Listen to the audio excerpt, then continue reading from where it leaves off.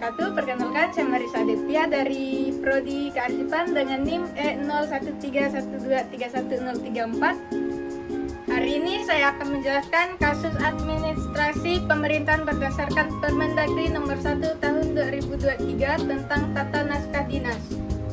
Baik, saya mulai dari definisi dan posisi, disposisi, dan telahan staf. Disposisi adalah petunjuk tertulis yang sifatnya singkat dari atasan kepada bawahan. Posisinya adalah naskah dinas korespondensi internal. Telahan staf adalah naskah yang berisi analisis, pendapat, dan saran yang disusun secara sistematis oleh bawahan sebagai bahan pertimbangan. Posisinya adalah naskah dinas khusus.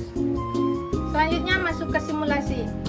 Kasusnya adalah surat tentang pemberitahuan pelaksanaan kebijakan pendidikan di masa darurat COVID-19. Surat ini penting, bersifat segera. Lembar disposisi ini mengikuti format Permendagri.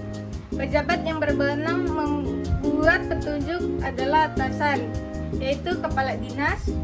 Surat ini kemudian didisposisikan kepada koordinator wilayah bidang pendidikan dan juga pengawas SD dan SMP Kabupaten Wonogiri. Jadi, pengawas memiliki peran langsung sebagai pihak yang menindaklanjuti di tahap awal. Setelah itu, koordinator wilayah meneruskan disposisi kepada kepala SD dan SMP dengan instruksi final. Luring terbatas dengan protokol kesehatan. Mungkin ini membuktikan disposisi adalah alat manajemen yang bergerak di tingkat manajerial, kepala dinas atau pengawas, ke tingkat operasional kepala sekolah. Perhatikan, petunjuk disposisi kepada kepala sekolah adalah laksanakan pengumuman kelulusan secara daring atau luring terbatas dengan protokol kesehatan. Perintah luring terbatas inilah yang memicu kebutuhan akan telahan staf. Bawahan tidak boleh langsung melaksanakan jika perintahnya berisiko. Karena perintah luring terbatas berisiko mengumpulkan masa saat pandemi, bawahan harus menyusun telahan staf. Temanya adalah usulan prosedur teknis pelaksanaan pengumuman kelulusan secara luring terbatas.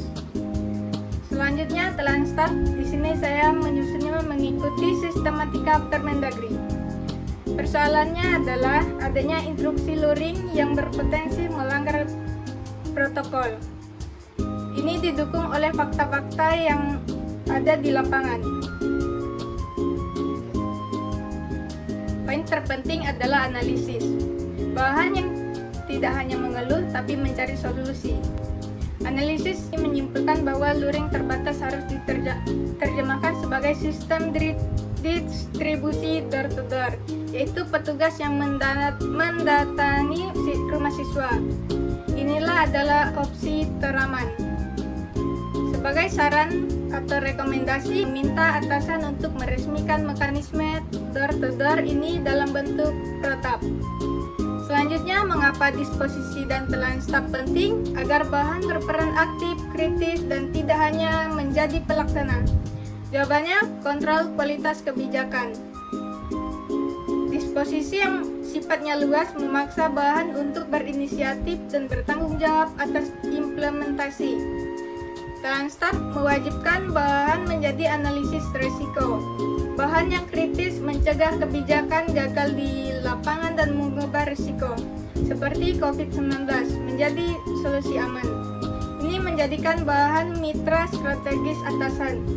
Sekian yang dapat saya sampaikan. Terima kasih atas perhatiannya. Wassalamualaikum warahmatullahi wabarakatuh.